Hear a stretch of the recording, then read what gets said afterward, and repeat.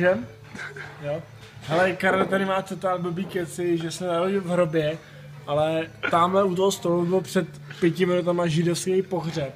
A říkal... Já jsem, hej, tady končí všechna prdel, opravdu jsem se narodil v hrobě, vole. Ty nebyl. Najdi si, počkej, registruj mě, zaostřuj mě, najdi si na mapě město.hrob.cz, vole. Tam co, tady se narodil Karel? To neexistuje. Novinky, aktuality. Jestli existuje hrob.cz a je to město, tak tomu nevěřím. Město.cz, tak co? Tak to existuje? Jako. Jestli to existuje, tak koupí flašku Jägera, vole. Existuje, kamarád. Yes. To neexistuje.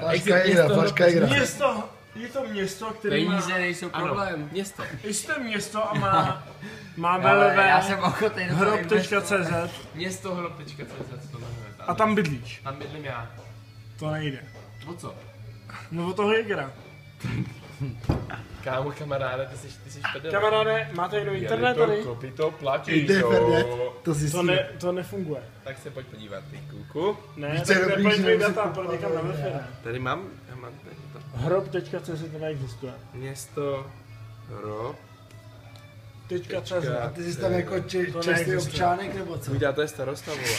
To si děláš prdel. Jo, to je starosta. vole. A tak to je jsem asi nejlepší pravil. město hrobu. Kamaráde. Do prdel. A ty když jdeš domů, tak pověš, jdu do hrobu?